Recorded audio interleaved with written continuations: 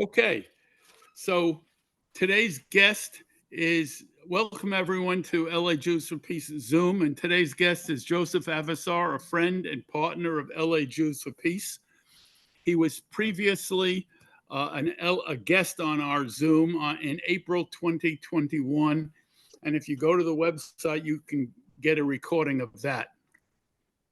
Let me take this off now.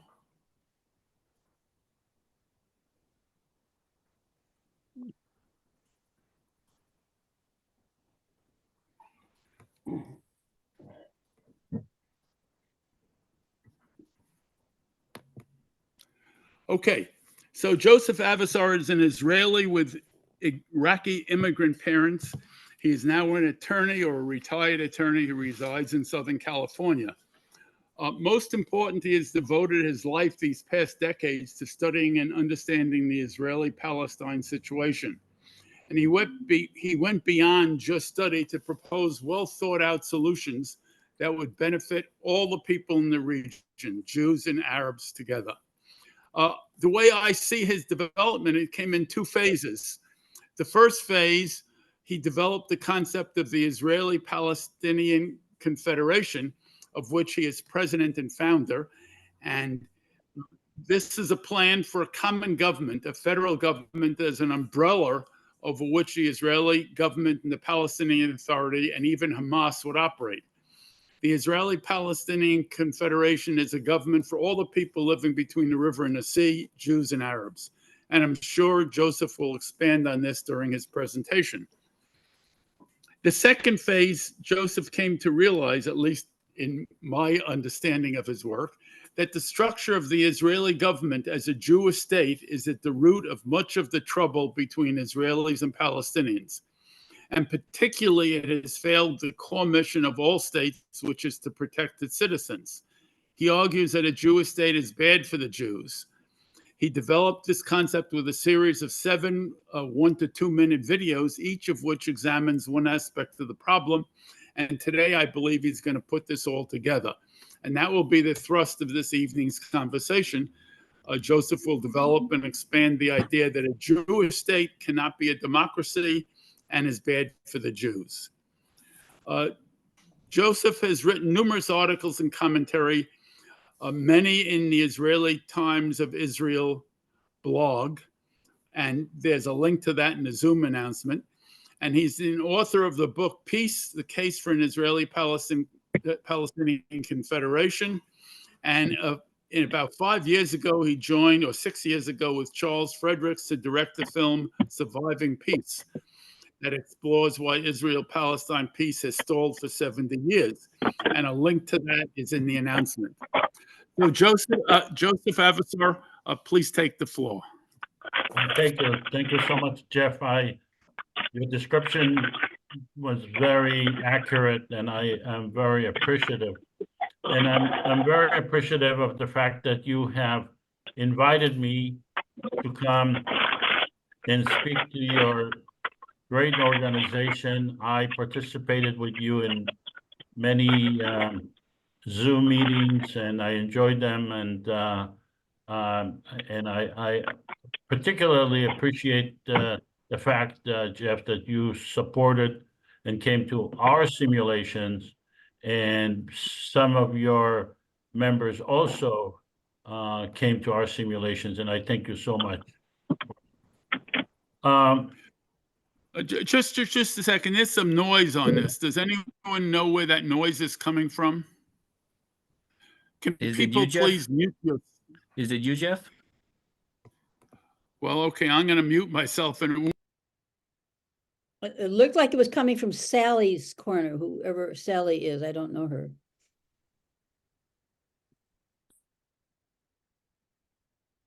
Okay, so I'll go on. We don't hear that sound anymore. As a background, I was born in Israel. I lived in Israel for 21 years. I went through the Israeli educational system. My parents immigrated to Palestine in 1936 before the creation of the State of Israel. My father was a Zionist, my mother was not. And most Israelis, like me, become Zionists just by virtue of being born there. And the question never occurred to me, what does Zionism mean? What is, I had some snippets of inquiries about it, about the right of the Jews and the Palestinians, and what happened in the Nakba, but pretty much I bought the whole Zionist idea totally. And later in my life, I started to question and started to observe Israel. I am a lawyer by profession. I think I studied political science, although I don't consider myself a political scientist. But I became very interested and very critical of Israel. And I think I was objective in my criticism of Israel, not out of hate for Israel, but out of really concern for Israel. I have many family members in Israel. My parents are buried in Israel. And I should say that many of my friends are very critical of what I am saying, and my family is also very critical, but that's not that important. But I noticed that the more I looked into Israel in what I considered to be an objective way, using tools that I am familiar with, such as democracy, fairness, equality, without stereotyping people based on their nationality, based on their religion, based on ethnicity, I started to realize that there is a lot of things that are wrong with how Israel conducts itself. And the more I dug into it, the more I realized that there are things that are wrong. But I couldn't really put the whole picture together. I wrote many articles criticizing Israel not being democracy, not having a constitution. I had a debate with Alan Dershowitz on that issue, but not until, so I had snippets of ideas about what's wrong with Israel, but not until recently when I heard a podcast about Bernie Madoff and about his Ponzi scheme.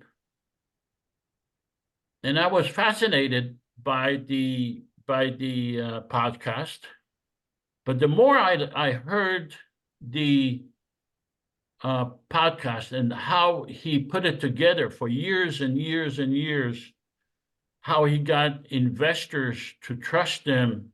Many of them trusted him because he was Jewish, and they didn't think that a Jewish person would take it. It didn't even occur to them that they trusted him, that he had a system with lack of transparency, that basically was a fraudulent system from A to Z.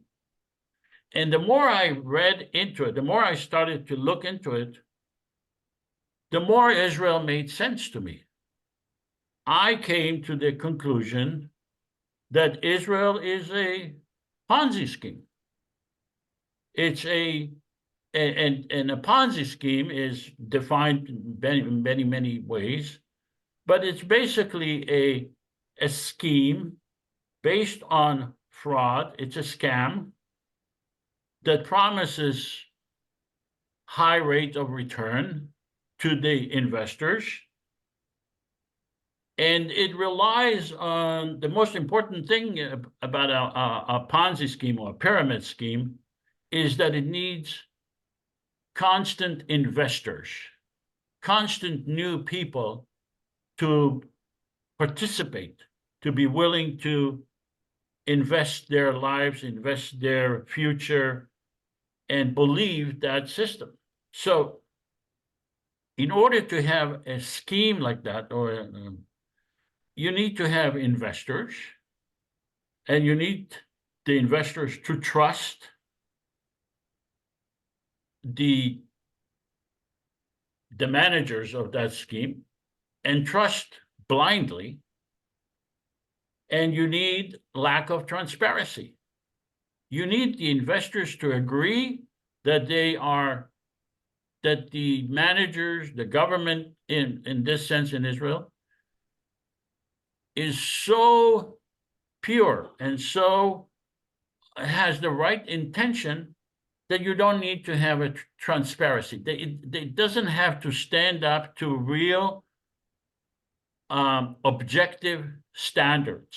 And that's really what Bernie made of. That's how he had his Ponzi scheme. So if you look at Israel, what is the scam? What is the scam? The scam, the product. What is the product? The product is a Jewish democracy.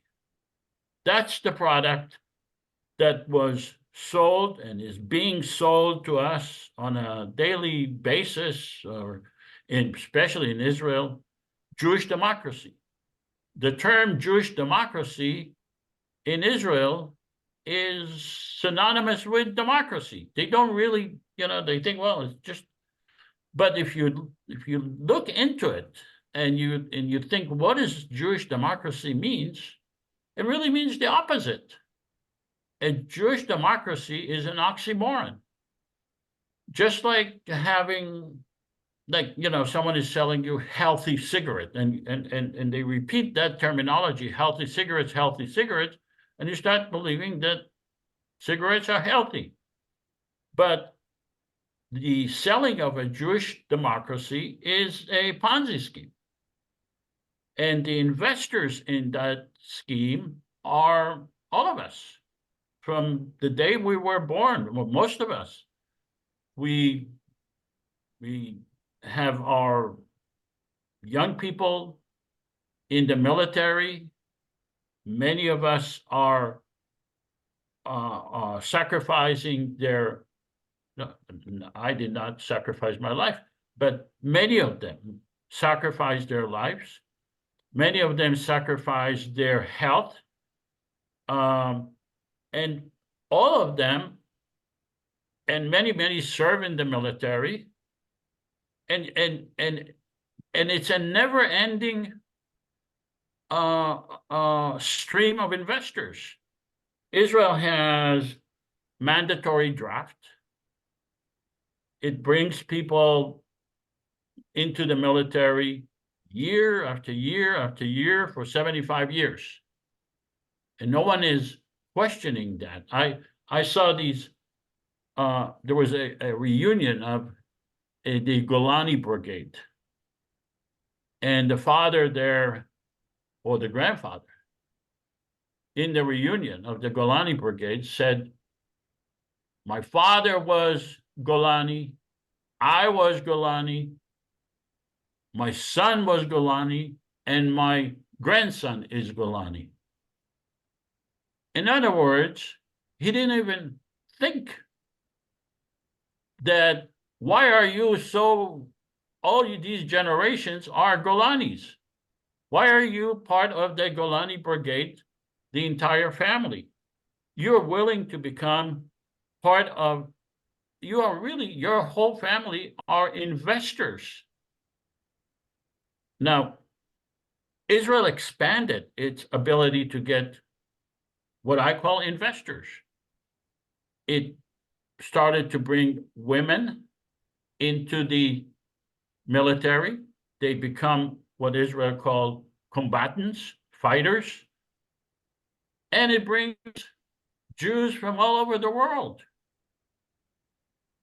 The purpose of bringing Jews from all over the world is to have more investors in the idea of a Jewish democracy. And it convinces them that they are safer in the state of Israel, which is in wars upon wars upon wars for 75 years, and killing and dying of Jews. Somehow they were convinced, and we were convinced, or we believed that they're safer in a war zone.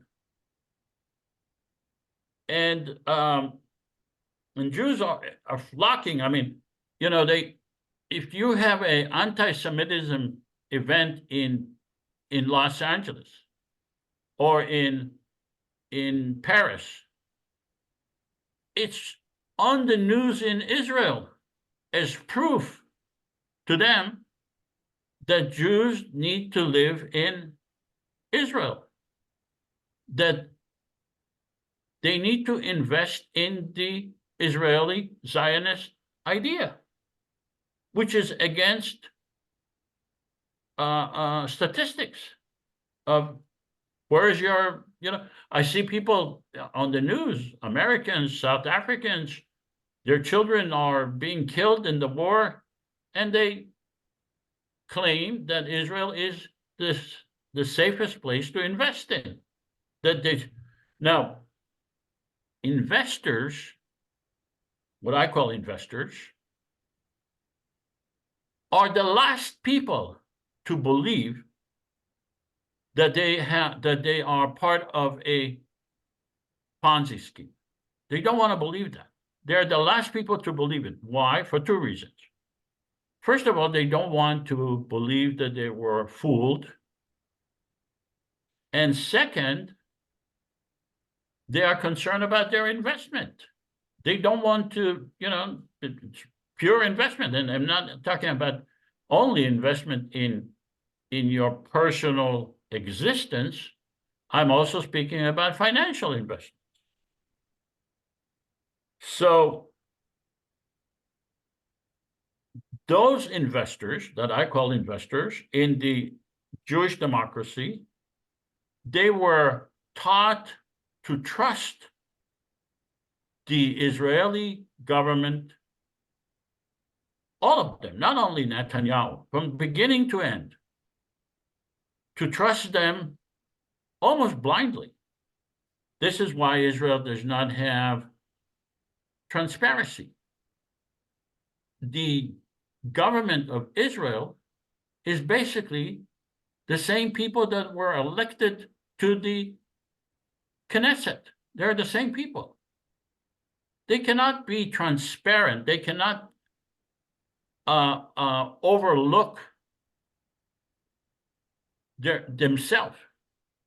People in the Knesset are the same people that are in the government. Netanyahu is a member of the Knesset. He's the prime minister of Israel. Now, you see it very clearly now. There is a war. About 5, 6, 7 people headed by Netanyahu are deciding whether to go to war, whether it's wise to go to war, whether the war is going well or not, what is the goal of the war, not to mention the conflict of interest that Netanyahu has on a personal basis. But even if he did not have criminal charges and criminal trial, even if he was not involved in that, he would have had he has a personal conflict of interest as the prime minister and the Knesset member. The Knesset has not decided or has not debated whether it was a good idea to enter Gaza. Now, this is not the first time. It happened time and time again in Lebanon, in the occupation, etc. So how did they get to that stage of trust of the government and lack of transparency and having endless stream of investors and not really having a democracy and believing in things that are not objectively possible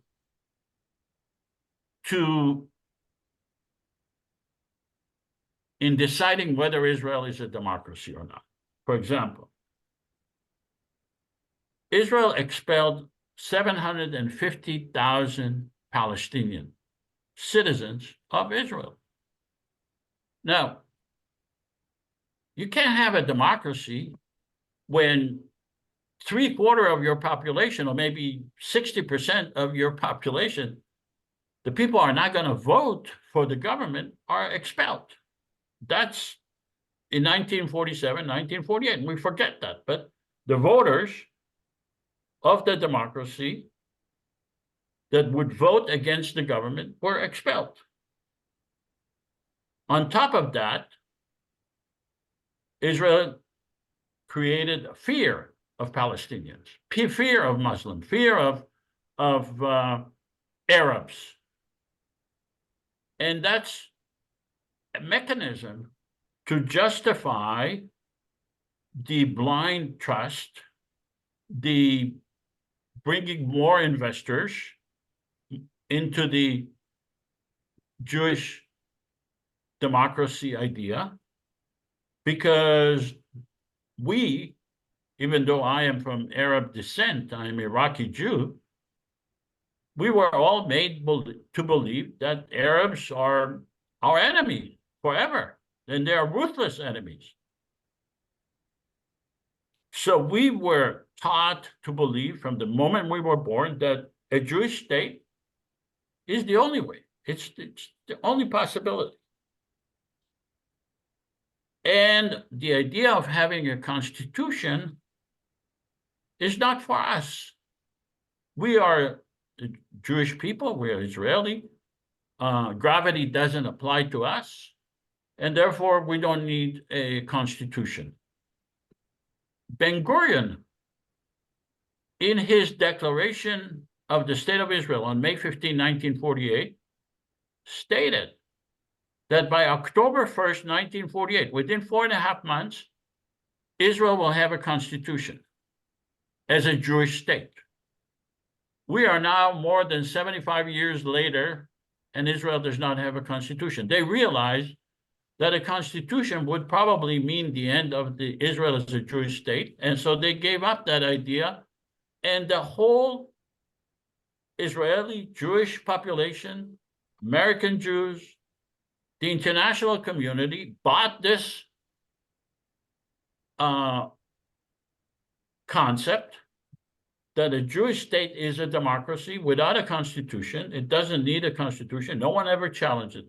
Ben-Gurion knew, as part of the Ponzi scheme, he knew that when Israel started to go to wars with the Palestinians, on October 1st, when he realized there cannot be a constitution, he knew that he created a country in the same way that someone creates a high-rise building without having engineering, without having structural engineering, without having blueprints, just creating the country. That's what basically Israel is. And all its prime ministers since then knew and still know that Israel is a Ponzi scheme, that it cannot survive. It doesn't have the basic, necessary, fundamental infrastructure to hold the strength, to hold these tensions that are a country of that size which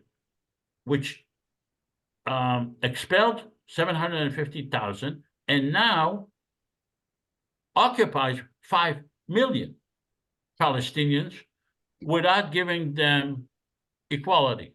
They're not part of the Israeli, they're not part of the democracy. They're under occupation.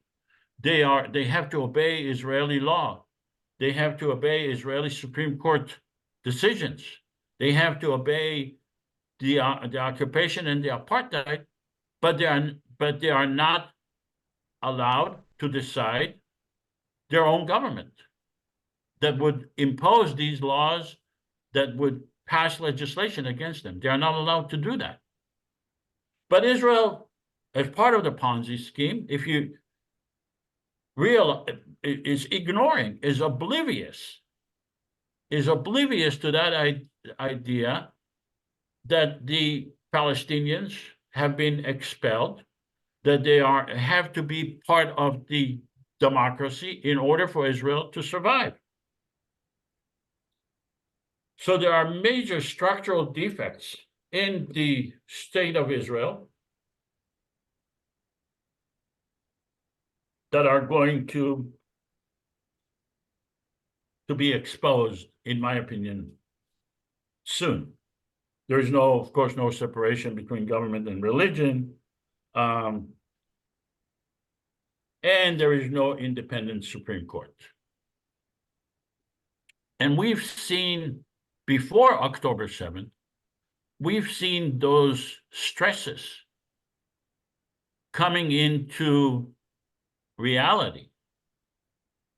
Before the election, before the demonstrations, year-long demonstrations with hundreds of thousands of Israelis demonstrating against each other, hundreds of thousands. Before that, there were 5 governments that were elected within a short period, I think less than 2 years, because of that structural flaw of the Israeli system. So there are constitutional problems in Israel, even within the Jewish society itself. And if you add to it the 5 million Palestinians in the West Bank and Gaza, and the current war in Gaza and in northern Israel, I think that we are about to see the Ponzi scheme being exposed very quickly. And there are going to be some triggering events, in my opinion, that would expose the flaw of Israel as a democracy. First one is the taking over of Gaza, which is now happening. It's not been completed, but it will happen. If Israel takes over Gaza completely, that's going to create a huge structural pressure on the Israeli society that probably would expose Israel as a scam, basically. Once Netanyahu is removed, either quit or acquitted or convicted or by whatever means, we're going to see another. These are my predictions. We're going to see another way that Israel will be exposed as a Ponzi scheme.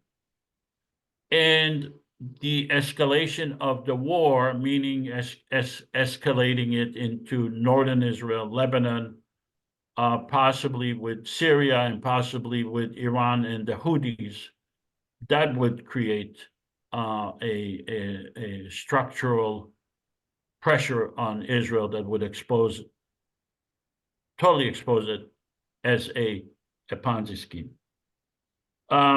So, in my opinion, Israel has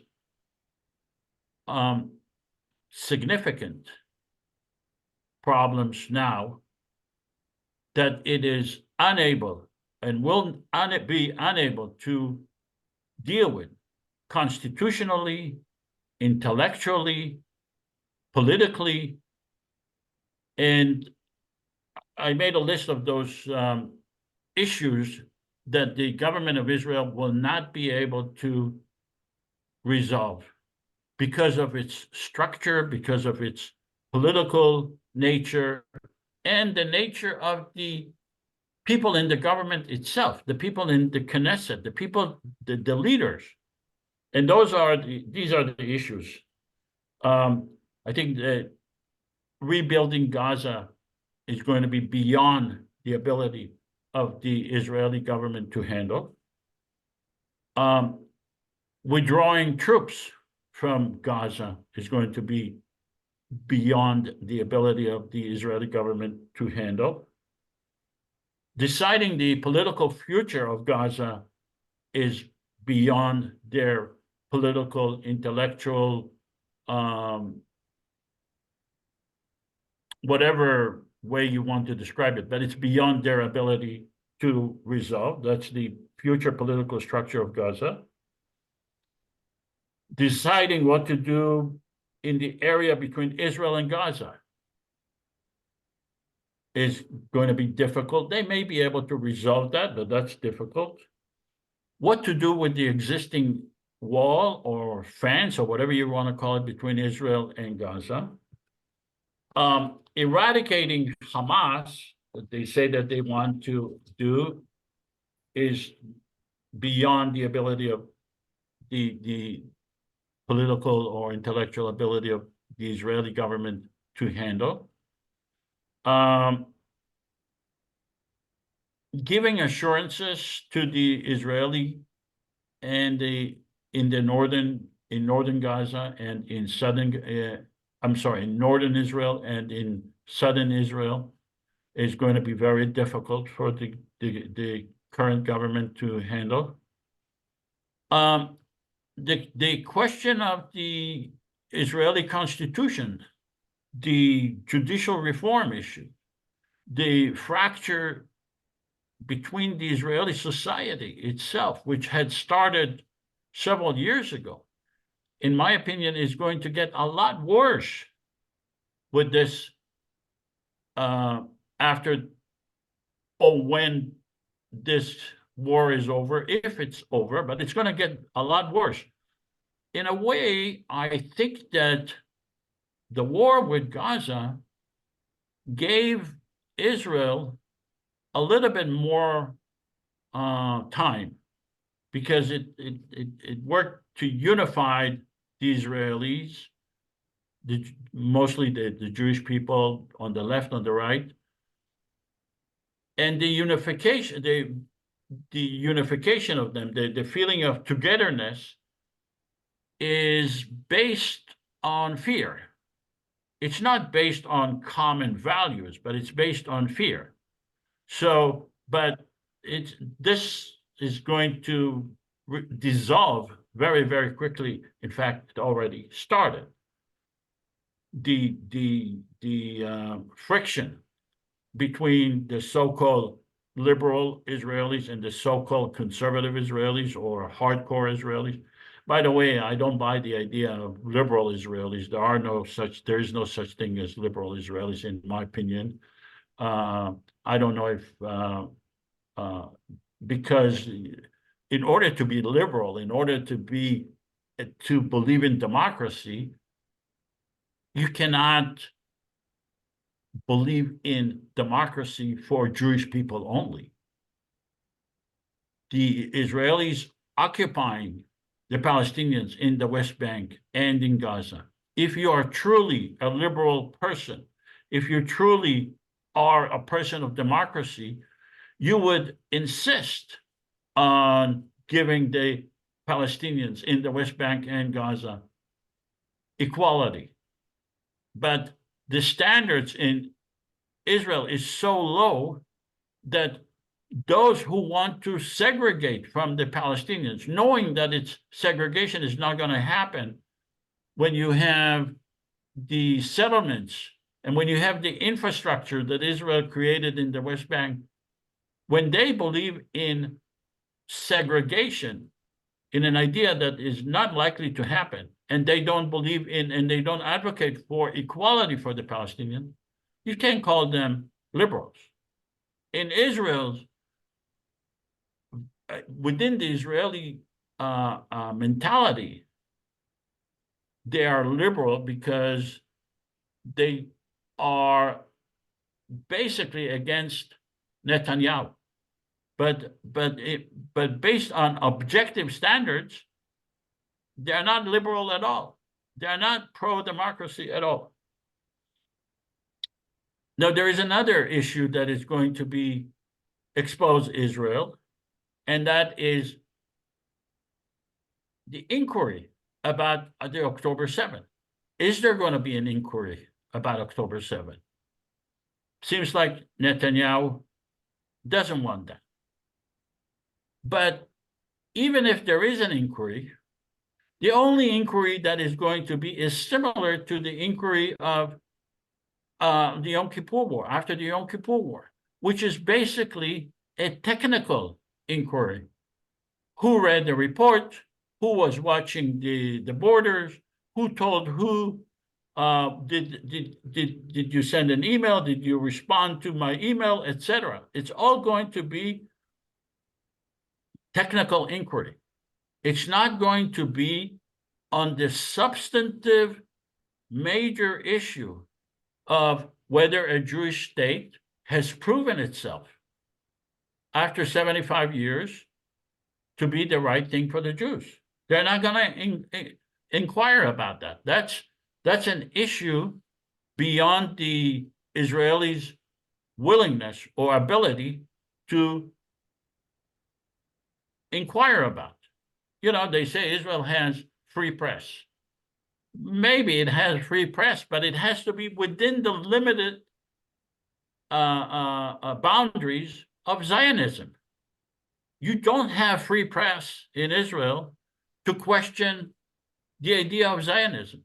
You don't have free press in Israel to question whether a Jewish state is good for the Jews. You don't have a free press in Israel to ask, why is it that we are 75 years of constant wars and bringing new soldiers and new investors to die and to occupy the Palestinians? We don't have those inquiries. It's beyond Israel's intellectual capability. If you bring those questions, they are going to be ignored. The media in Israel does not ask those questions, does not involve itself with those questions. You become the enemy of Israel if you ask those questions, as I do, So the other issue is, how does Israel prevent escalation of the war, escalation of the situation with Lebanon, with Syria, with the Palestinians in the West Bank? Don't forget about them. You know, basically the Palestinians in total have embarrassed the Israelis, have embarrassed them, have shown capabilities that the Israelis are not willing to, or were unwilling to see the Palestinians as capable of pulling off an operation of this nature. So what happened on October 7th changed the point of views of the Palestinians and the Israelis. And what I am saying, that the Israelis do not have the constitutional depth, they don't have the intellectual depth to deal with issues. The Israelis are used to dealing with issues based on military solution. All of these issues, most of these issues that I raised, are not part of the military. You can't shoot these issues with weapons. And Israel created an infrastructure of political system that respond to almost everything with weapons. And I just don't see Israel being able to deal with all these issues. And I think that as a Ponzi scheme, it's going to be exposed shortly, when I say shortly, within a year, definitely no more than 5 years. Thank you.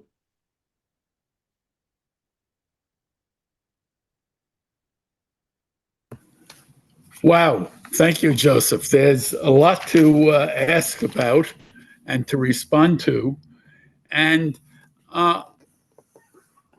let me, since nobody's put their hand up yet, I can ask the first question. Go And that ahead. is, what benefit does Israel see it gets by not giving Palestinians equal rights? Slavery in the United States, and slavery, as I understand it, excuse me, all over the world, is based on money, because the slaves were producers, and they were worth money. So what what benefit does Israel get by not giving these people equality? And then we'll go to Uri. Well, the answer to that is no benefit whatsoever. But in their eyes, if you give the Palestinians equality, that's the end of a Jewish state. Then the Palestinians in Israel and in the West Bank and Gaza are not going to buy into that idea of a Jewish state. They're not going to they're going to vote. If they have equality, they're going to vote their own representatives. They're going to vote, which, by the way, will be the best thing for Israel. The best thing for Israel. They will end up with all these wars, but from their perspective, the worst thing that will happen to them is the end of a Jewish state. In my opinion, a Jewish state is, like I said, is bad for the Jews, but from their perspective, giving equality to the Palestinians, and that's really one of the major flaws that would expose the Ponzi scheme. You know, we are speaking about, when we are speaking about the Palestinians, the only solution that we are really talking about, when I say we, I mean the governments, or the government is Israel, is a two-state solution, which is a fraudulent solution. It's not realistic, and they know that. That's why it is a Ponzi scheme, because they are coming up with a response that they know is unrealistic. They know that.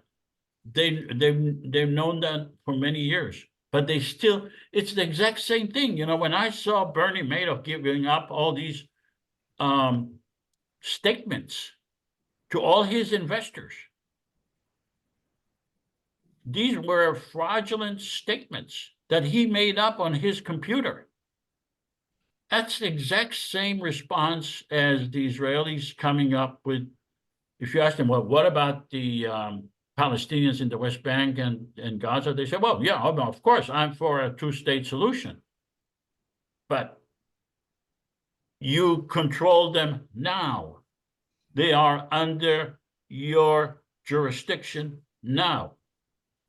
And they are completely oblivious to that. Oh, we are just about waiting for the two-state solution to happen any moment now.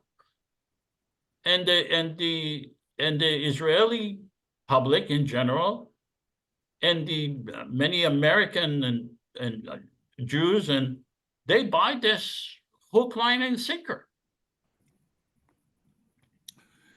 Okay, I think I understand. The Jewish state is sort of like the golden cow, golden calf. Uri's got his hand up, and after him will be Yossi. So Uri, the floor is yours. Thank you. Josef, thank you very much, first of all.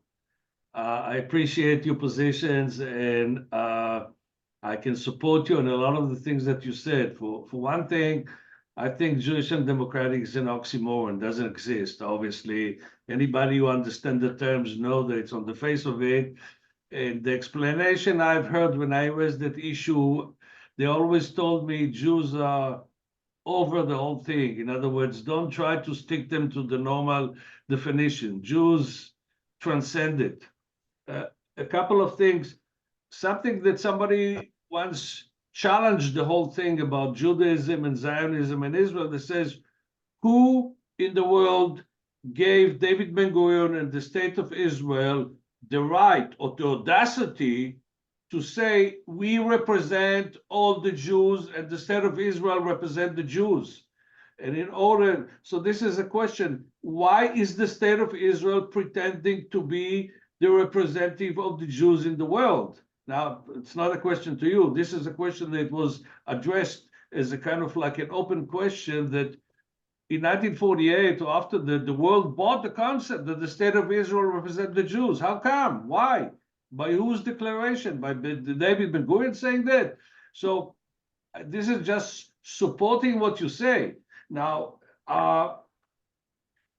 supporting. Uri, let me respond to Sure. you. I don't think Israel said they represent the Jews. I think Israel said we are a refuge for the Jews, which in my opinion is worse because they are basically saying Jews are under constant threat and they need to, if they want to live safely, they need to live in Israel. Otherwise, they are not safe. And we are always welcoming you, which in my mind, the way I see it now, it's like you're always welcome to be an investor in our project. Okay, I got it. The law for the 2018, the nation law of Israel basically says Israel is not, like all democracies, the state of its citizen. Israel is actually the state of the Jews of the world.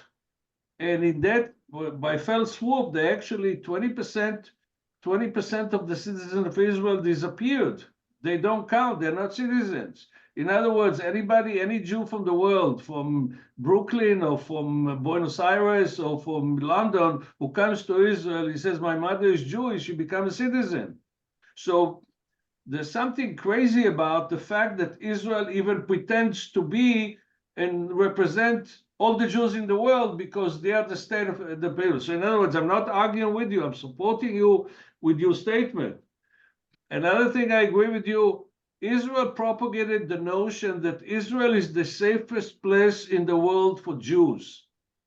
Fallacy, 25,000 plus Jews died in Israel since 1948 as Jews protecting the Jewish state. Yeah. So this is a myth that everybody buys and nobody challenges. I have friends of mine, I got an acknowledgement for that after October 7, a personal acknowledgement. I have two friends of mine, 25 years ago, we had that conversation here in Los Angeles when they visited. They tried to convince me to come to Israel, to immigrate back, because Israel is the safest place. And I told them, you're wrong, look at the numbers. After October 7, when I called, and she says, Uri, I've been quoting you for the last month for all my Israeli friends. I remember that 25 years ago, you said to me, Israel is not the safest place for Jews. And on October 7, it was actually proven that you were right. Yeah. So this is in support of what you're saying. I want to support you with another point. You said Golani, Golani, Golanu. 40 years ago, I was involved with Foundation for Midas Communication. One of the people who joined us was Moshe Amirav. Moshe Amirav was a major player in the Likud in Jerusalem. And he was a right-winger, Betar, the whole 9 yards. And the reason he gave why he started in the 80s trying to join us to talk to the PLO, he says, I was in the Tzalchanim, I was a paratrooper. He says in 1967 or in 1973, he says, I was called for reserve duty and my son was serving in the same unit that I served 25 years earlier, the Tzalchanim and the paratroopers. That's when it hit me that we are perpetuating the war to be an intra-generational war, like the Golani, 4th generation of Golani, the same thing. This is a given thing that every 5 or 10 years, every generation in Israel is bound to get a war, to fight a war.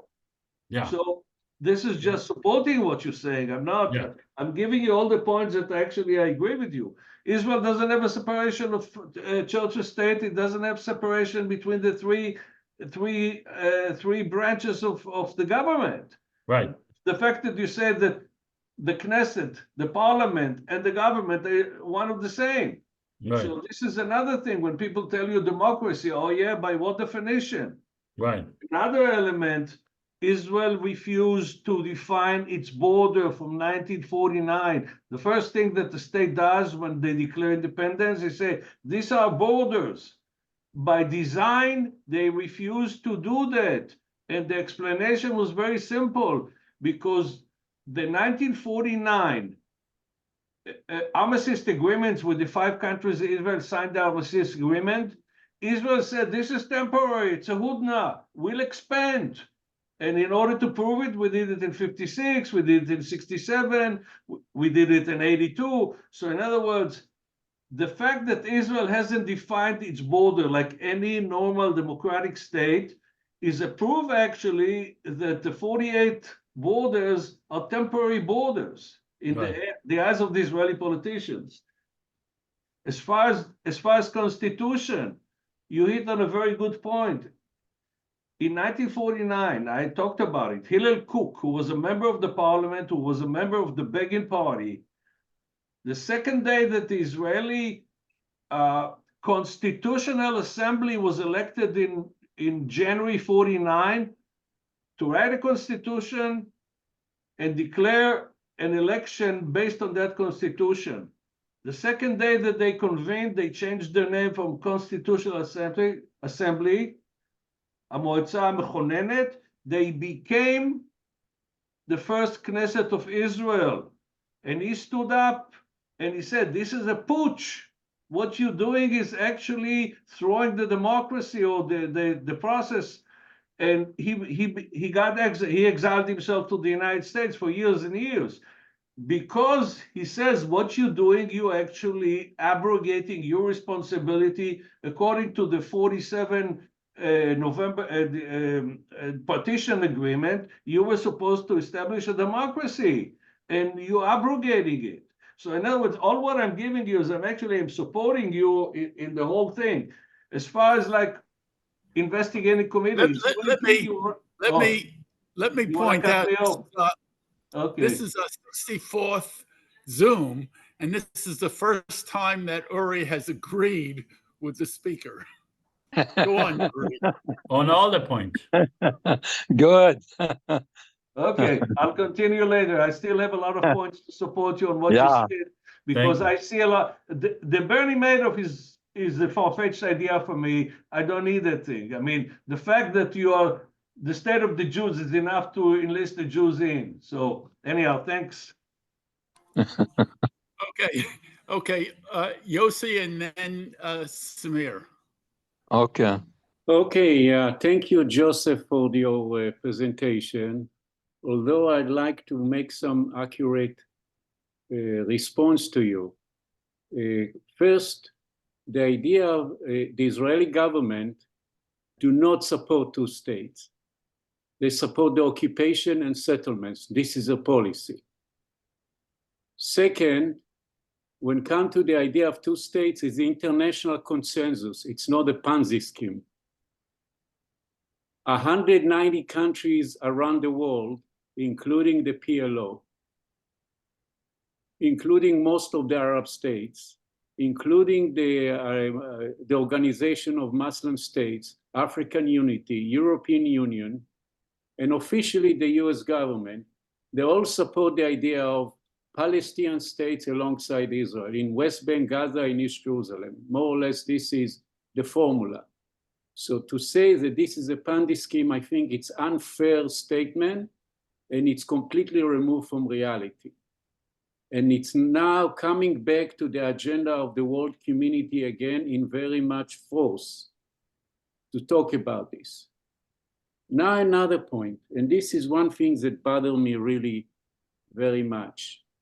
I got the impression is that if you get a state that majority of specific ethnics, like the Jews in Israel, it's by nature is anti-democratic. And I'm very much against this kind of philosophy.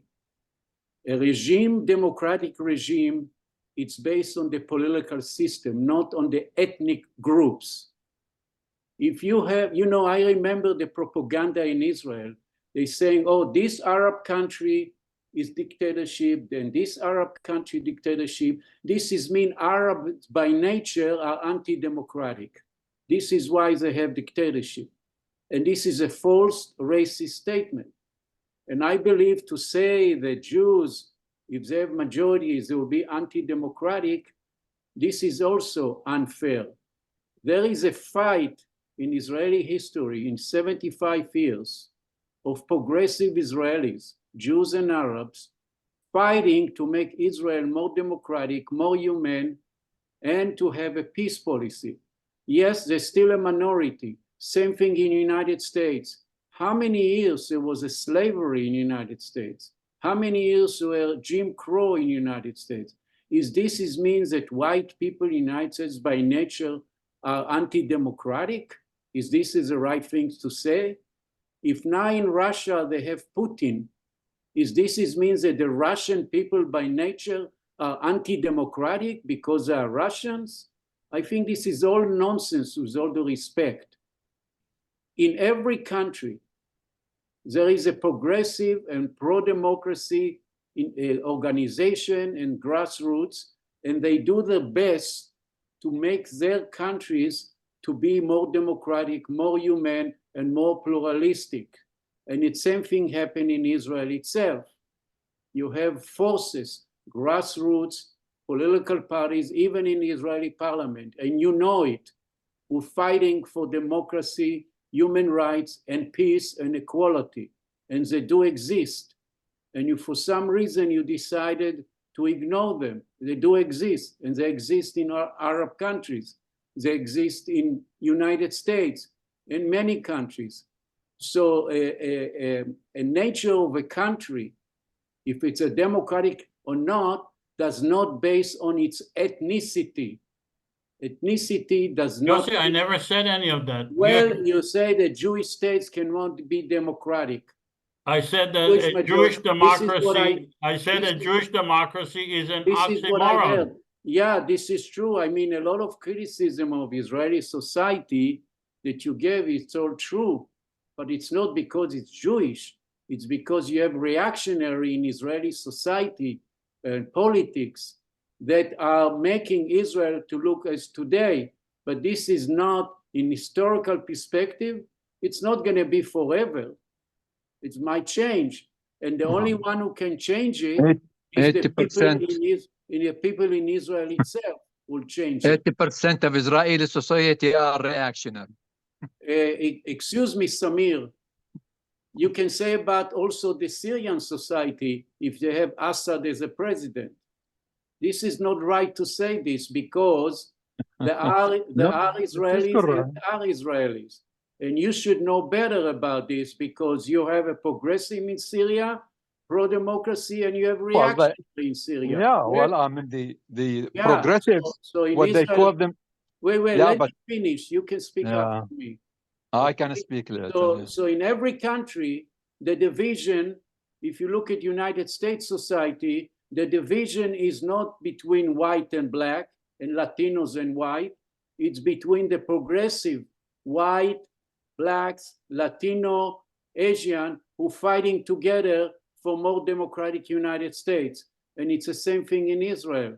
You know, there are grassroots organizations in Israel. Maybe you're not aware about them, Samir, but they do exist. They are human rights organizations. I know they do. No, Okay. I'm aware of it. So But they are fighting, minority. they're fighting to make In America, the progressives and the leftists are minority.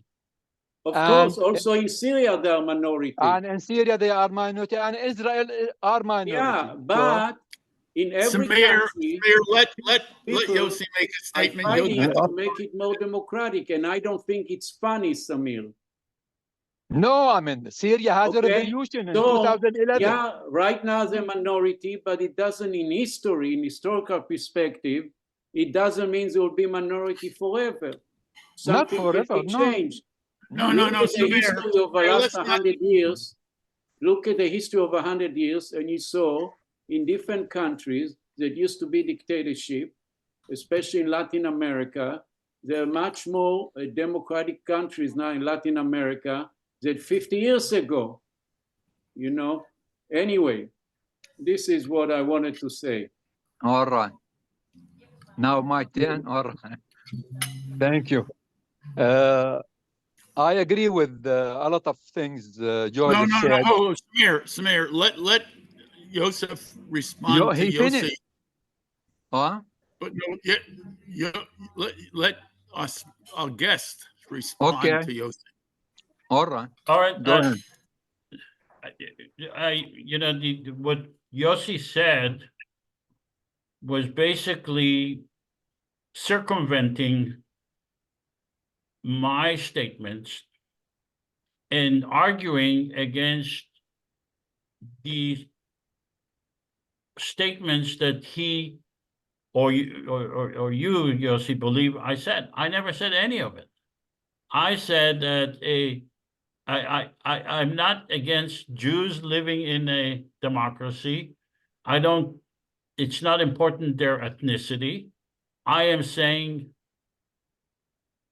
strictly speaking, that a Jewish democracy is an oxymoron. And I am saying that the so-called Israeli left is hypocritical because they do not want to include the Palestinians under occupation, under Israeli occupation, as part of a democracy.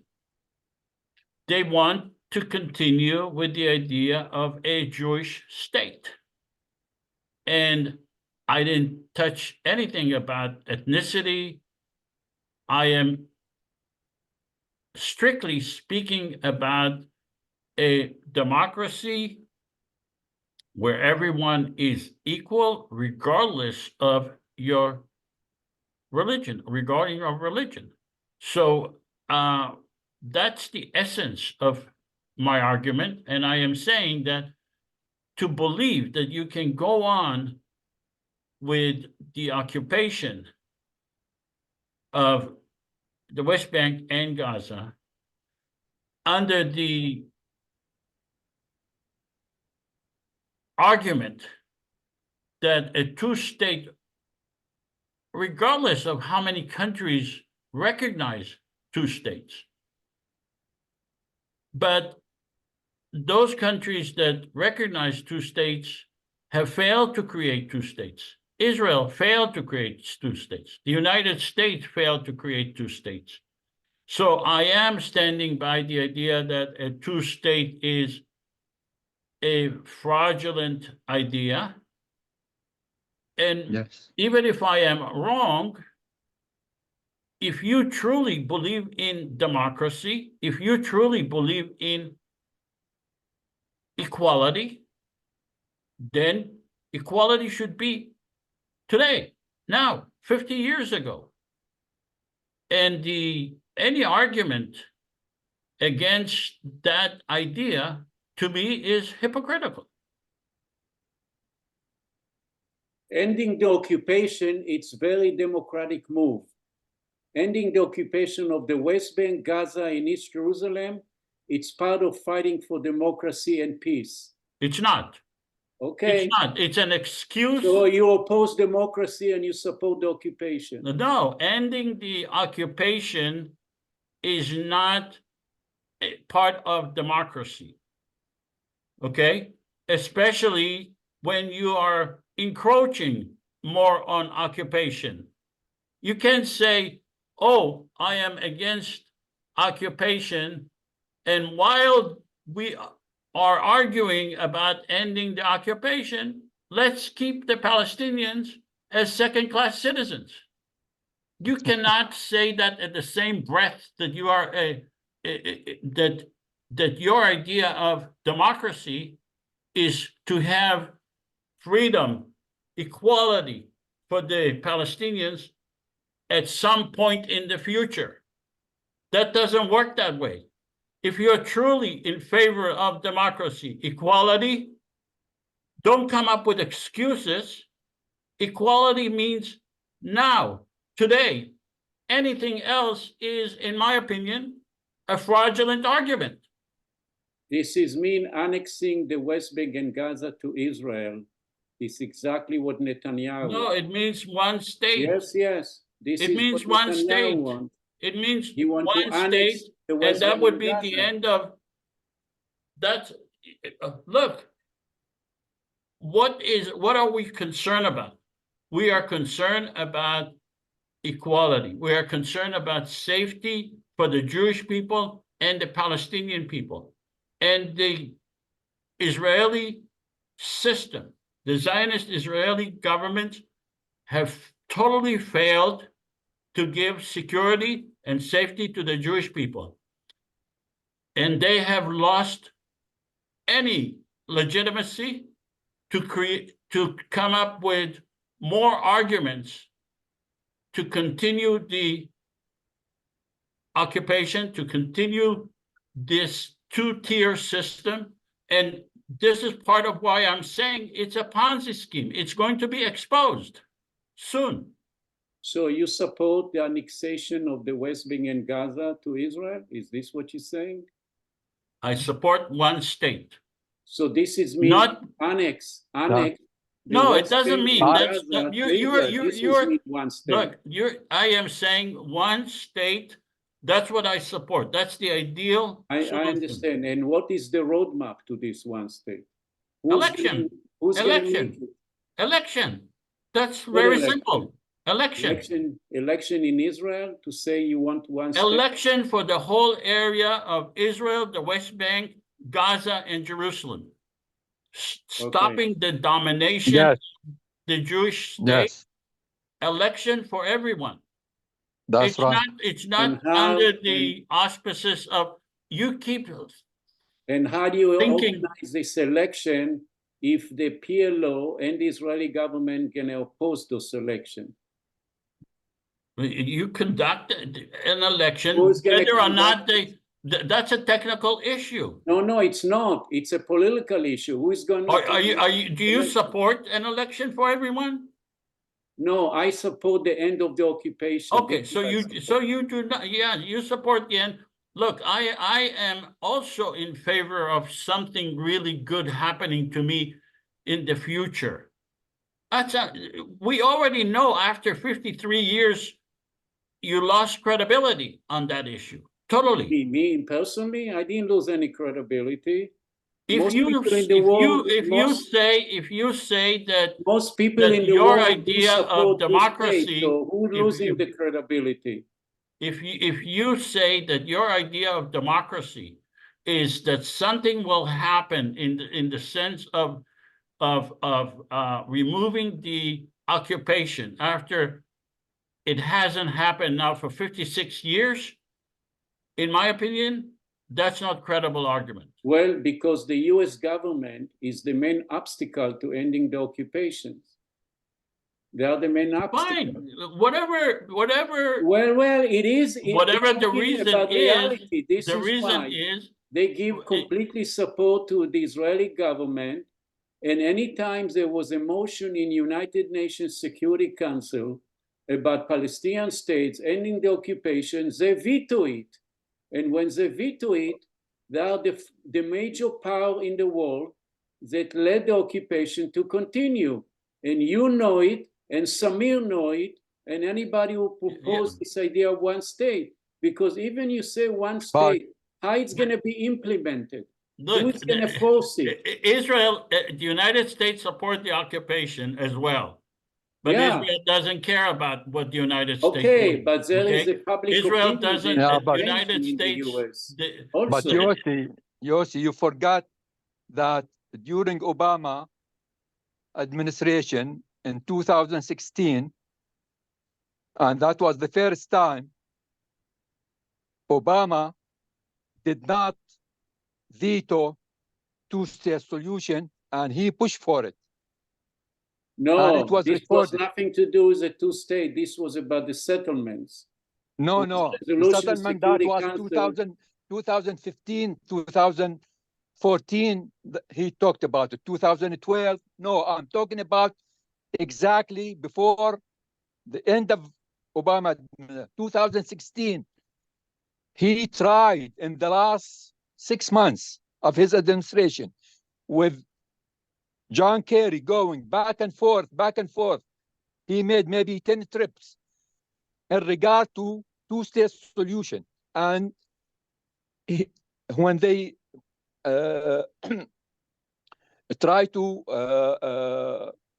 do something about it at the UN, the United States, for the first time, did not veto that UN resolution. This In was regard to two-state resolution about solution. the Okay, settlement. I think. Only. No, no, not the settlement. No, Yes, two-state solution. this he was not tried- about two states. No, it was about the settlements. No, no, no. That settlement, that was before. That was years before. I'm talking the last 6 months of 2016. You This can was check it about out. the settlements only. No, Check No. your facts. I checked the fact. I already know the facts. I lived it. I wrote about it. I know about it. Okay. No, it was about two-state solution. No, Let's not, All right. I mean, that argument is. Yeah. is not good. Now, my turn now. Right? Yes. Okay. I think I agree with a lot of things Joseph said. Definitely, I am for one secular democratic state. And why? For a very simple reason. Because in reality, today, it is one apartheid state. You just need to flip it and make it democratic. Number two, it does not require negotiations. No more negotiations. It does not require to transfer any population. Number three, it will accept all refugees, Jews, Palestinian, whatever. That's it. One democratic state, end of the story, end of conflict. It is very simple and it's easy to do. And to say that it is not possible, it's never been tried. How to be not possible? I mean, just allow the people in Israel and Palestine, in both the Palestinian population and the Israeli population, to vote. You just need it to vote for one-state solution. And it will be done. And also, I'm now coming back, back in history. In 1948, I think that the establishment of the state of Israel as a Jewish state, or the state for the Jews as a refuge, that was a big mistake. It was a big mistake done. It should have been right from the beginning. 1948, they should have declared one democratic state for the Israelis and Palestinians together. And that would have been fine. I mean, it will be accepted by all the Arabs, by all the Palestinians, and end of conflict from the beginning. It would not have been a conflict if they said, okay, we share the Palestinians' power. We are all together one democratic state. Kicked out the British in 1948. Okay, bye-bye British. And we are an independent democratic state. And that would have been the end of the story, I mean, right from the beginning. And also, later, I mean, the years go by and they created what's called Israel, or Israel proper. And in 1967, they went and attacked 3 Arab countries, and they took over the West Bank and Gaza and East Jerusalem and occupied it. Okay. If those Israeli at that time, I mean, Golda Meir or whoever, if they were smart enough, they should have just thought about what they're supposed to do with the occupied territories. And is it, you have, I mean, one or two solutions. Either you annex it and make it just like what you did before. Since 1948, you already created proper Israel, and supposedly Arab, I mean Palestinians and Israeli living together, and they have equal rights. Well, just repeat, just copy the same experiment in 1967. You annex it, you annex the West Bank, East Jerusalem and Gaza, and make it just like what you have, and one democratic state, and end of the story. They didn't do that. And also they had the other option, which keep the occupation. Keep the occupation for what? I mean, occupation to forever. I mean, they were damn stupid. I mean, not to think about the next day. And they kept the occupation now for 56 years. And they found out later, I mean, no, they cannot, I mean, continue that way. I mean, today, I mean, the Palestinians are still there. They could not, I mean, eliminate them. And they are not going to be able to eliminate 7 million Palestinians living in Palestine, in historic Palestine. That, I Okay, mean, let Joseph, you said a whole bunch and of... also, no, let me just, on the two-state solution, that's, I mean, from my experience, whatever Joseph said is correct. It is fraudulent. Why? Because I experienced it myself. In 1986, I was the regional director of ADC, and I met with General Peled, who was an associate and a colleague of Ishaq Rabin, General Ishaq Rabin, and a good friend of him. And I met him here in Los Angeles in 1986. At the beginning, I mean, I hesitated to meet with him. But then I say, what the heck? Let me meet with him. Okay, let me hear what he wants to say. And I invited him to my home, and we had dinner. And after dinner, we talked. And he said, we like to have peace with the Palestinian. We want to make peace with the Palestinian. And I told him how. And he said, I support two-state solution. And I said, well, if you support two-state solution, I mean, before you support two-state solution, the two parties, they have to recognize each other.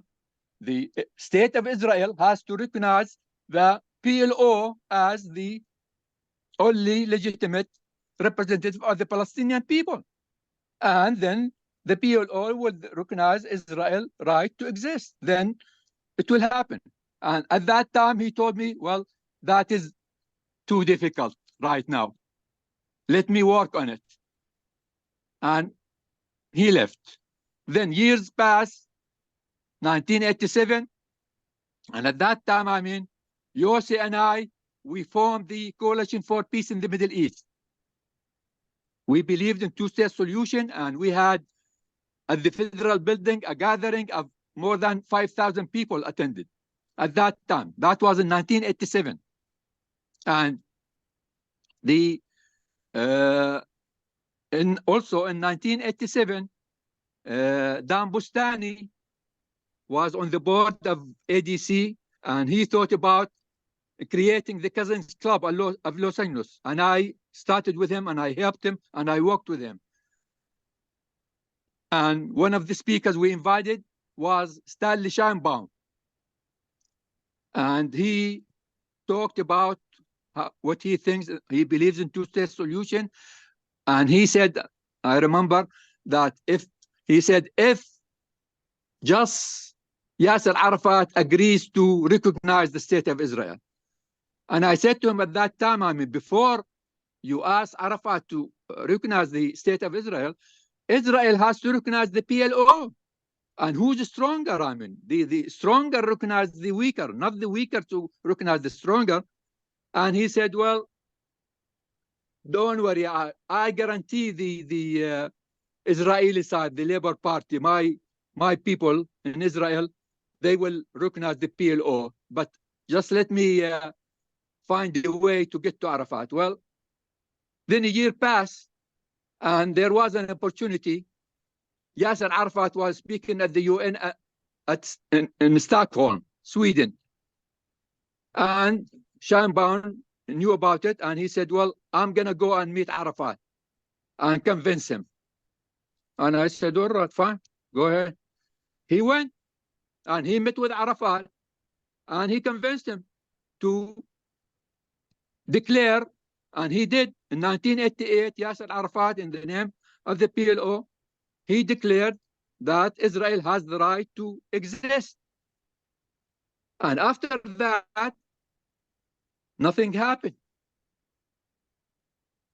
Actually, in 1988, that year, the first Intifada was already started in December 87, and it continued in 1988. And what did Rabin do at that time, General Rabin? He said, break the bones of the Palestinian children who were throwing stones. Break their hands, break their legs. That's what he did. And nothing mentioned about recognizing the PLO whatsoever. It was forgotten about it. And then in 1990, the Gulf War came. And then in 1991, sorry, because in 1990, the Iraq, Saddam Hussein invaded Kuwait. And then in 1991, the first Gulf War. And then during that war, because of Saddam, Israel with a couple of Scud missiles, whatever, the United States protected Israel by sending the Patriot missiles and whatever. And because of that, after the war of 91, the United States government under Bush, George Bush, the father, he thought that now he can ask Israel to have two-state solution and sit with the Palestinian under the UN International Peace Conference. And he succeeded in that because, I mean, and also actually Israel refused that. At that time, they had elections and Shamir was, the Likud won, and Ishaq Shamir was the prime minister. So he refused that. And then George Bush used the loan guarantees against Israel. He threatened to stop it. And that's what made Ishaq Shamir to agree for the Madrid International Conference. And finally, it happened. And at that time, also because of the Soviet Union collapse and the Gorbachev met with George Bush, the father. And anyway, they agreed for the International Peace Conference in Madrid. And it happened in 1992. And all the parties, all the Arab parties, I mean, not just the Palestinians, were represented not by the PLO. Actually, it was represented by the Palestinian leadership in the West Bank and Gaza. Dr. Haidar Abd al-Shafi, Dr. Hanan Ashrawi, Saib Uriqat, and they were part of the delegation, the Palestinian delegation, and the Ishaq Shamir representing Israel. And also they have Syria, Farouk al-Shari', the Minister of Foreign Affairs at that time. He attended the conference to speak on Syria, and Jordan, King Hussein, and Egypt, Hosni Mubarak, and even Saudi Arabia, Prince, attended. And it was Gorbachev with George Bush, the father. It was International Peace Conference under the UN to discuss the Palestinian issue and two-state solution. And it was going well until Rabin and Shimon Peres went behind the scenes to meet with Arafat and cook the Oslo agreement. And then later, when Rabin became the prime minister, then he announced the Oslo agreement. They cooked with Arafat secretly, and now it is in public, and that killed the Madrid peace conference. And that Oslo agreement was dead from the beginning. Why? That what I wanted to get that point, because Ishaq Shamir and Rabin did not intend to have a independent Palestinian state. They didn't believe in it. And they Samir, I'm going to interrupt at this point. That history is okay. I just wanna yeah, ended with one thing in regard to General Peled. General Peled, after when the Oslo agreement was signed in September 1993, he was very happy, and he thought, oh, now two-state solution is going to happen, and he was very happy. But he said, and that's according to his son Miko Peled later, he told me that in February 1995, no. one day his No, father, this the history general, is came home and he said, no, just let me finish that one. He said, Rabin doesn't want peace. I am very disappointed. And a month later, he died. General Peled died. And 8 months later, Rabin was assassinated, and that was the end of Oslo agreement. okay. That's what I wanted to say in regard to two-state solution. That was fraudulent right from the beginning, because Ishaq Rabin and Shimon Peres did not want for the Palestinian to have an independent Palestinian state. Okay. Thank you. So I think that you basically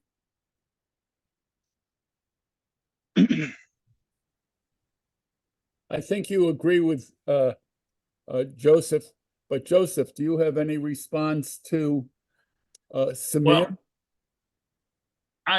no, I don't have any response to him. He basically agreed with me. So, but I would like to recapitulate before I leave about why the similarities, in my opinion, between a Ponzi scheme and Israel. A Ponzi scheme is a situation where the public see the facade. It does not see what's behind the facade. The facade is being concealed by various means from the public. And in That's general, correct. what? And what I see It is correct. in Israel, I see the exact same thing. There is a facade. Reality doesn't matter.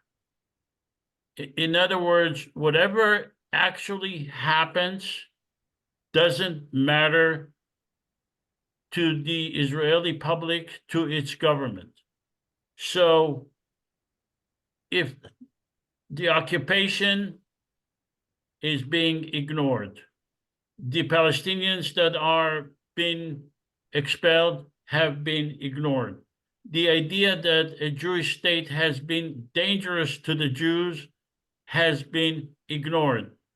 The idea that it doesn't have separation of power is being ignored. The idea, I mean, the most important part in a democracy is transparency. Not that it's Jewish, it's transparency. That's what gives the public security. The fact that you elect people of your religion and trust them because of the fact that you have the same religion is the worst thing you can do, because you're basically telling them, we trust you blindly. because we are of the same religion. That's against the principle of democracy. In fact, the leaders should not be trusted. The leaders should provide full transparency to their people. When you give them carte blanche based on religion, you're harming yourself. That's why I'm against the idea of a Jewish democracy. It has been proven to be against the Jewish people and the Palestinian people. But all of that is being ignored because of certain techniques that is being used by the Israeli government, by the Israeli media, basically scaring the Jews that the Arabs and Palestinians and Muslims are inherently the enemies of the Jews, ignoring the fact that the Holocaust happened in Europe, ignoring the fact that Jews have lived with Muslims for years and years and years. In fact, Centuries. in fact, Jews have been much safer under Muslim governments than under Jewish governments. Definitely. But all of that is being ignored as if it didn't happen. So, I mean, to me, the similarities between Israel and a Ponzi scheme is striking. I agree. Can I try to, I see Ellie nodding. No, it's correct. I mean, because let me try to- Rabin let and me- Shimon Peres, I mean, let they me made tr- it sound. They made the Oslo agreement sound like a two-state solution, but inside themselves, I mean, they knew that they don't believe in independent state for the Palestinian. They thought the maximum they give them just autonomy, and that's it. let me try to I have a question for Samir. recount what I hear Joseph saying. What I hear you saying, Joseph, is that this idea of a Jewish state is being held up like a golden calf. Right. And that's why a recent poll of Israeli Jews say 97% across the whole spectrum believes or wants a Jewish state. And because they want a Jewish state so much, and they're given this Jewish state, the Israelis ignore the bad things that are happening because it is a Jewish state. Exactly. And I'm going to ask Yossi to respond to that comment. Yossi or Joseph? Who? You, Yossi. I'm not sure exactly response to what. The idea that the Israelis hold the concept of a Jewish state like a golden calf. Okay, I don't know about this golden cow, but you mentioned something, or I want to remind people there are some principles exist in this world. It's called self-determination of nations. If you accept that the Palestinians are a nation, they deserve self-determinations, this is step number one. If you believe that the Israeli Jews in Israel is a nation, it's a step number two. And step number three is that each one of them have a right to self-determination. Currently, 98% or 97%, as Jeff said, of Israeli Jews, they want to live in their own separate Jewish state. I agree totally the fact that this Jewish state need to be progressive in order to stop being discriminatory and being stop racist. But this is only can happen from the people within the state. Nobody else can change it from outside. It only can be changed from the inside. And I do believe that people, countries do change. It's part of a historical process. I don't know how long it will take, but this will take. So the same thing with the Palestinians. In their self-determination, that, as I said, world community, progressive, right-wing government, left-wing, progressive, radical, they all accepted the concept that self-determination for the Palestinian people mean a state in West Bank, Gaza, and East Jerusalem as a capital. This is what the international consensus exists. And I want to say, to tell that this is a pansy or fraudulent, this does not reflect the reality of so many countries accept this. And they're calling now again. And the main obstacle to implement this is the US government. And I repeat, is the US government, because they are the only one in this world that they can force Israel to end the occupations. It doesn't matter if it was Rabin in the past, Shamir in the past, and currently Netanyahu. It's the US government have the power to do it. And now I ask many times people who are speaking about one state, and I said, what is the roadmap? In order to get there, you need the negotiations between the Palestinians and Israeli government to form— I can tell you the roadmap. Wait, let me finish. To form one government. And you know what? I don't see realistically that Mahmoud Abbas and Netanyahu forming one government. This is— Both they have to go, I mean. This is look like a joke. And not only, even if Gantz, Benjamin Gantz, and Yair Lapid will not form a government with Mahmoud Abbas, or even with Barghouti that's sitting in jail, or with Hania from Hamas. It's not going to happen. And you know it. This is a joke to say that they're going to form one government. It's not going to happen. No. So to push this, this is a deceiving, as far as I'm concerned, it's deceiving. Because if you want to propose to people, you have to show the roadmap. There is no roadmap to this, with all the respect. No roadmap. Yossi, I happen to agree with you. Election, who is going to organize this election? Netanyahu? Election? Yossi, I happen to agree with you. With Benny Gantz? He's going to organize the election? Yossi, just a second. This is, I'm sorry, this is a joke. It's really a joke. This is no more than a joke to say that they're going to organize the election. They are in power right now. Not you, Josef Avesar, and not you, Samir. They are in power.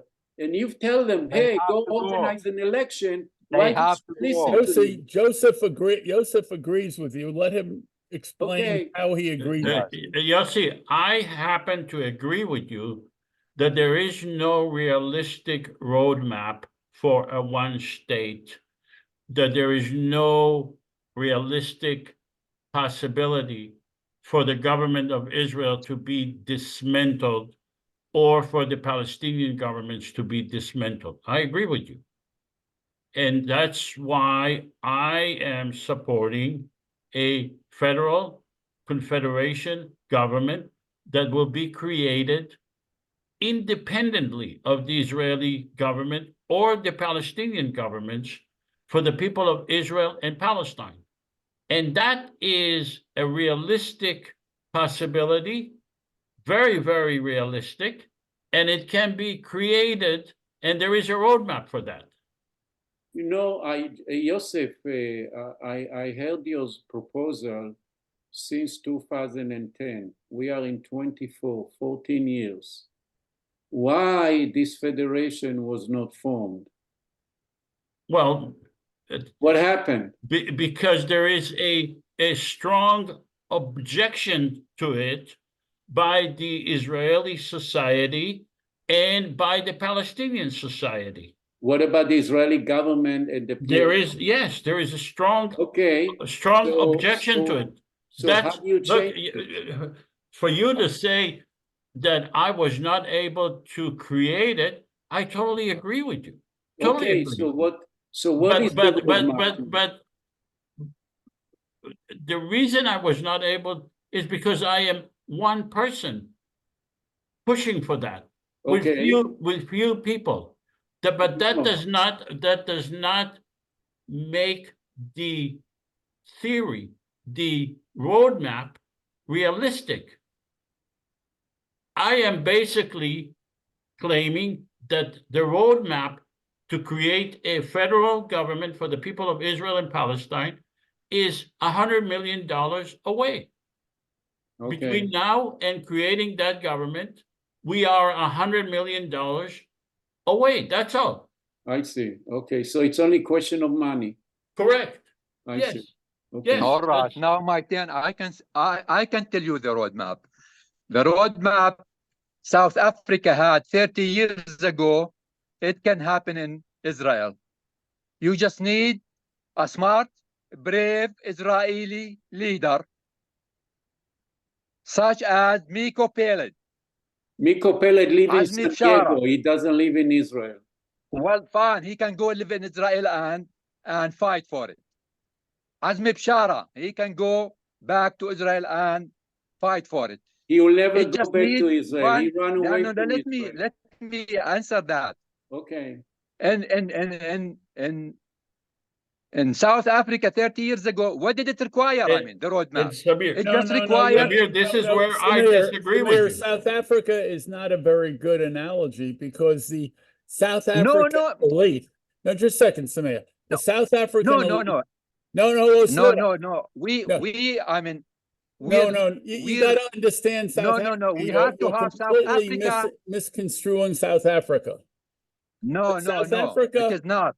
The South African white Afrikaans elite by the mid It's 70s. an apartheid system. Apartheid system.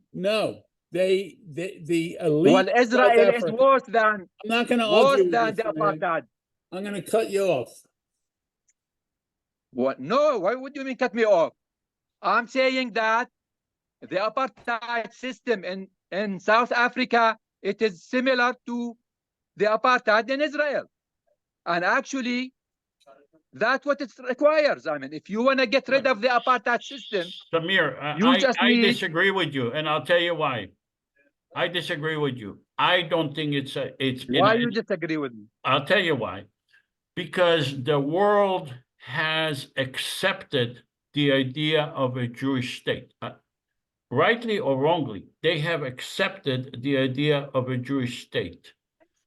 And because it has accepted that idea, and because of the religious implication of that idea, the Jews have a lot stronger argument to demand a Jewish state. Now, I do not support that argument, but from a realistic point of view, in my opinion, the Jews in Israel will have a lot more support for the idea of a Jewish state, where in South Africa there was no support for an apartheid system.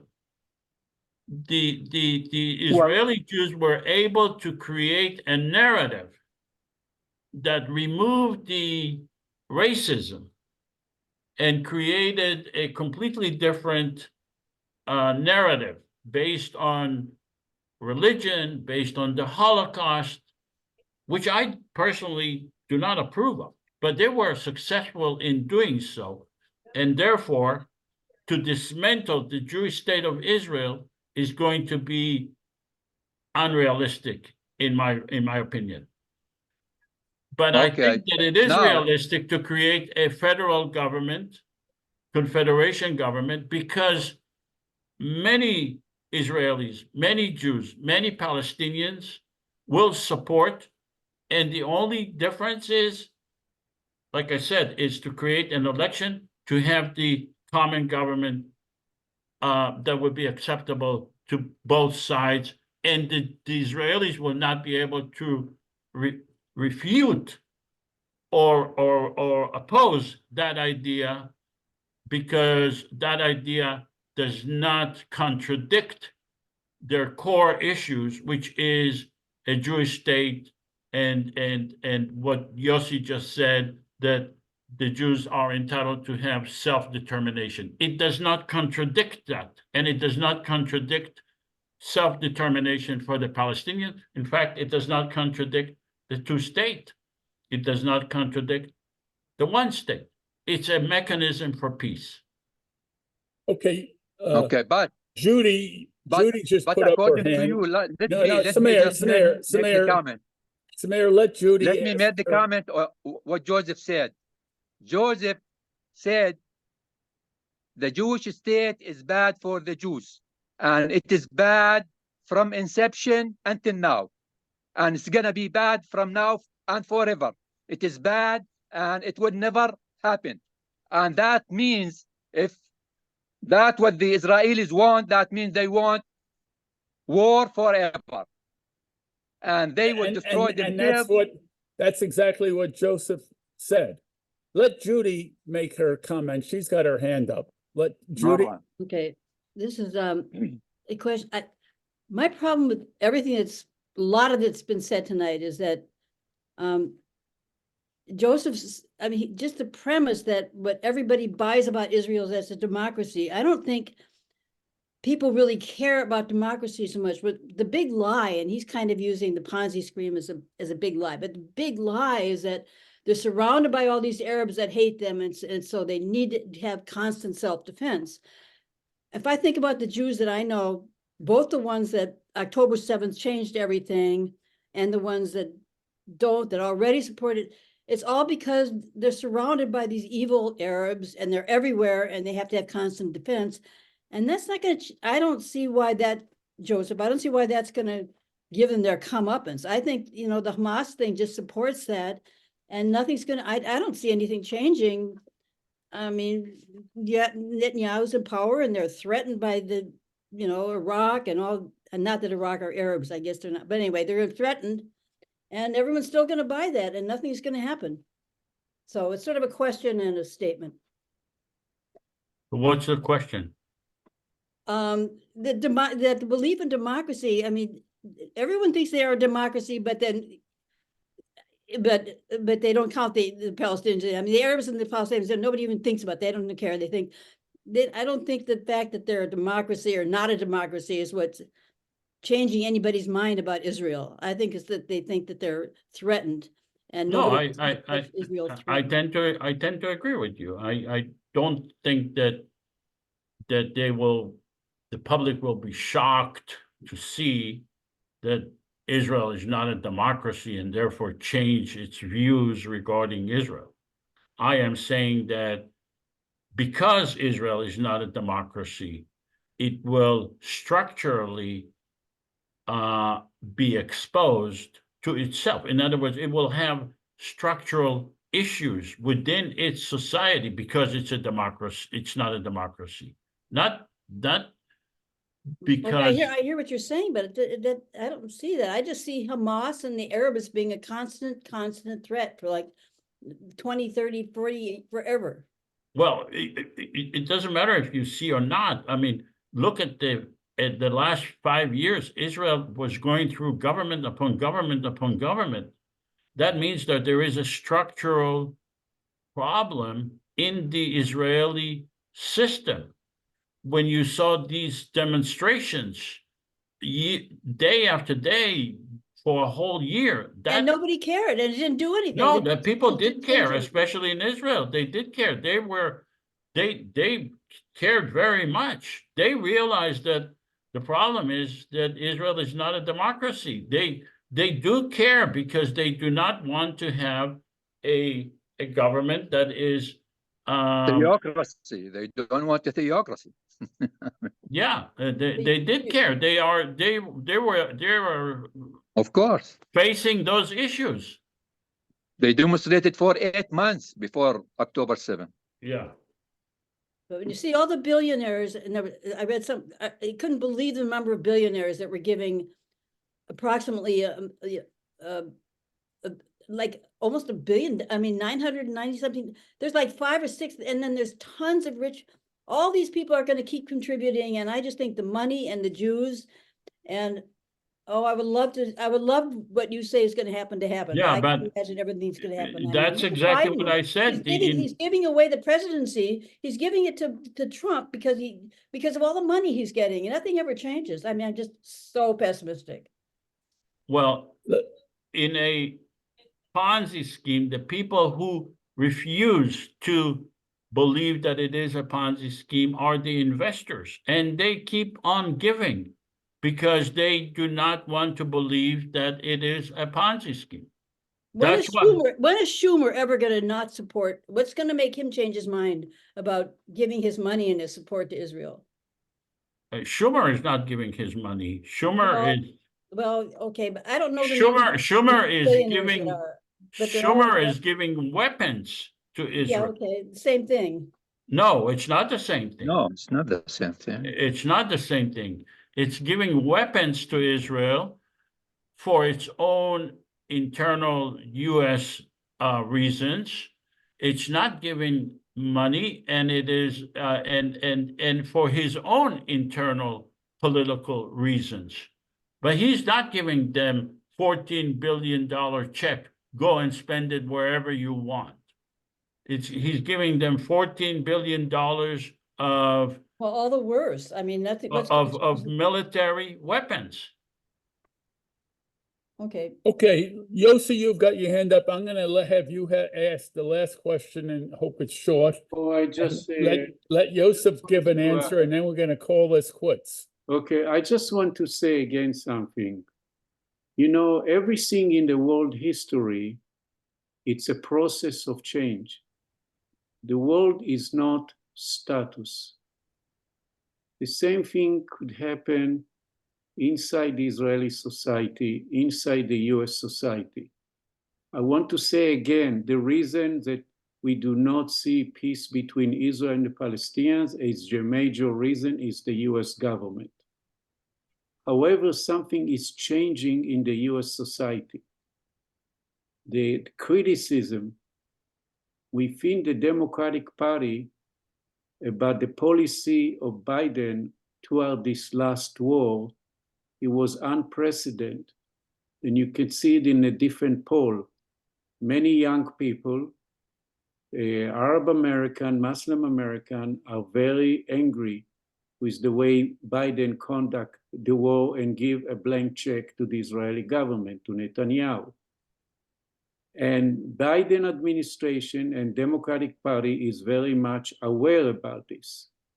This is what's changing now in the US society.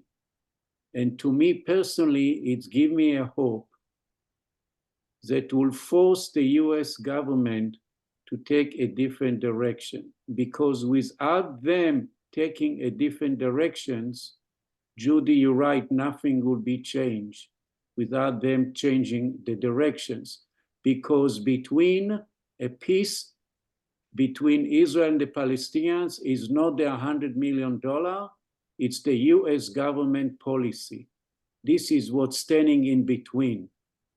Somebody in the world community have to impose it or force the Israeli government like Jimmy Carter did on Menachem Begin in 1979, that force him to accept return to 67 border and make peace with Egypt.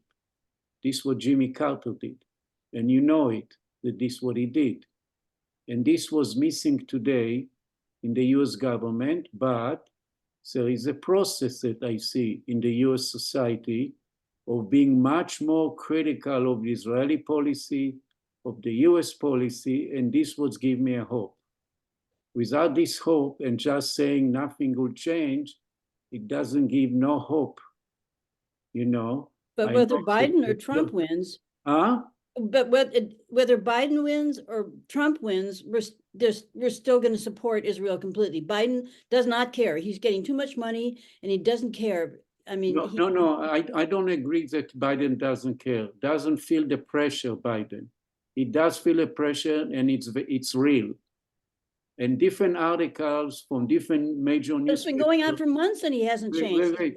Different articles of different major newspaper and the electronic media shows that Biden under enormous pressure to do something about the Israeli Palestinians. This is why he mentioned at least once a week 2 states. And then I read in Israeli paper and Washington Post that he's preparing, I don't know if this is true or not, but there is enormous pressure and he have to respond to it. If we do not believe in process of changing, then what's the point? I do believe, I don't know if it's gonna happen in my lifetime, but I do believe that this process of progressive change will happen because so many people see that what's happening now, especially the Israeli government war on Gaza, they see it like half of Democratic voters for Biden believes that what's happening in Gaza is a genocide. Yeah, This and was a Biden's he's already going to veto the UN resolution. Okay, but this is just one resolution. Now you don't know what's going to happen next resolution. We don't know, but it's not going to be status quo forever, you know? Well, my So- prediction is Biden keeps doing what he's doing. Trump gets elected, and there's another 4 years of supporting Israel at least. And so it's just, I mean, But Judy, let me ask you, do you see a change in a Democratic Party or Democratic voters? Do you see the change? there Yossi, has we been all- we a all change. see- It's been Yossi, changed. we I all should see hope the- so. I should hope Okay. so with what's going on in Gaza and what we see on our TVs. But I mean, so we've been protesting now. I mean, not me, but I mean, the protests have been going on for months, and he doesn't do anything. I mean, it's just slaughter. I mean, it's the most amazing thing that's ever happened. And the fact that nothing has been done, that we're still sending arms, that makes me think it's going to go on forever. I'm sorry. It's so horrible, and I so have no hope, and I wish I did. I'm sorry. It's just, the slaughter is just, Okay, it's slaughter. I'm gonna ask Joseph to have the last word, and then I'm gonna say All right. goodbye. Thank you. The Israeli-Palestinian conflict has been going on for almost 150 years. It was before all of these presidents were born. The United States government is really not the solution. It is hypocritical when it comes to Israel-Palestine. The United States believes in a constitution. It believes in separation between church and state. It believes in equality. It believes in the people are right to exist and have self-determination regardless of their ethnicity or their religion. But when it comes to Israel-Palestine, they support a Jewish state, which is opposite their core belief for themselves. The United States believe in a federal government, but they don't believe in a federal government for Israel-Palestine. The United States opposes segregation, but actually supports segregation between Israelis and Palestinians. The solution is peace. That's the only solution. And the only people who can create peace are the people of Israel and Palestine. Not the United States, not Europe, not anybody else. It's the people of Israel and Palestine based on democracy, based on equality, based on fairness and recognition of what was done to the Palestinians, especially to the Palestinians, and the end of this superior rights to the Jews over the Palestinians. That all has to end. Equality is the only way. That's correct. Okay, I thank you, Joseph. All right, And thank you so much. I wish we had another half hour so that I could explain why everybody, explain the truth to everyone. Anyway, I Jeff, thank you. explain it. Jeff, explain the truth. We give 2 minutes. Explain the truth. Well, you know, Joseph, I don't want to do this because it's after 9. Let me just say one sentence. Joseph says the peace has to be made within Israel-Palestine based on democracy. The trouble is, half the people there, the Jews, don't believe in democracy. They believe in a Jewish state. And how do you get past that is the real big issue. Anyway, I thank you all for coming this All right, morning. thank you. Thank you, We'll have Jeff. this on the web I will have the recording published in a couple of hours. Thank you, Ali. And I Thank you. thank you, Joseph. Your work is exceedingly interesting and clearly thought-provoking and raises a lot of emotions. All right, thank you so much. And I think that you've got a lot of truth in what you say. And I think that the difference between you and Yossi and Samir can really be melded together if we step back a little bit. Anyway, thank you all. All right, Bye-bye. bye-bye. Thank you. Thank you. Thank you. Bye-bye.